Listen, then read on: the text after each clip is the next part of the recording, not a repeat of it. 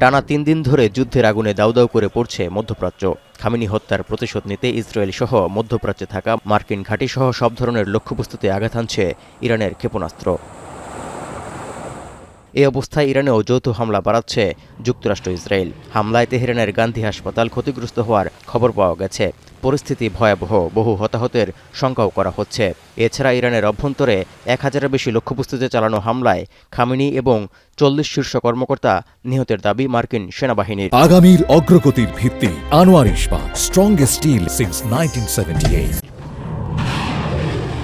এরই মধ্যে ইসলামী প্রজাতন্ত্র উৎখাত প্রত্যাশী ইরানিদের এখনই সুযোগ কাজে লাগানোর আহ্বান জানিয়েছেন মার্কিন প্রেসিডেন্ট ডোনাল্ড ট্রাম্প। এমনকি সব লক্ষ্য অর্জন না হওয়া পর্যন্ত ইরানে নজিরবিহীন হামলা অব্যাহত থাকবে বলেও হুমকি দিয়েছেন তিনি। এদিকে ইরানের ক্ষেপণাস্ত্র হামলার প্রতিবাদে তেহরানে থাকা দূতাবাস বন্ধ করে রাষ্ট্রদূত সহ কূটনৈতিক কর্মকর্তাদের প্রত্যাহার করে নিয়েছে সংযুক্ত আরব আমিরাত। এমনকি পাল্টা হামলার নিন্দা জানিয়ে নিরাপত্তা রক্ষা ইরানের বিরুদ্ধে প্রয়োজনীয় সব ব্যবস্থা নেয়ার হুঁশিয়ারিও দিয়েছে আমিরাত, বাহরাইন, সৌদি আরব, ওমান, কাতার এবং কুয়েতের জোট জিসিসি।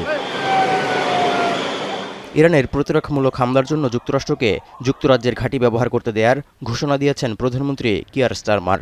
এছাড়া ইরানের বিরুদ্ধে যে কোনো ধরনের প্রতিরক্ষামূলক পদক্ষেপ নিতে প্রস্তুত থাকার যৌথ বার্তা দিয়েছে ফ্রান্স, জার্মানি এবং যুক্তরাজ্য। যুদ্ধ উত্তেজনায় বিশ্ববাজারে হু হু করে বাড়ছে জ্বালানি তেলের দাম। শিগগিরই ইরানের নতুন সর্বোচ্চ নেতা বাছাই করা হবে বলে বার্তা দিয়েছেন দেশটির পররাষ্ট্রমন্ত্রী আব্বাস আরাকচি।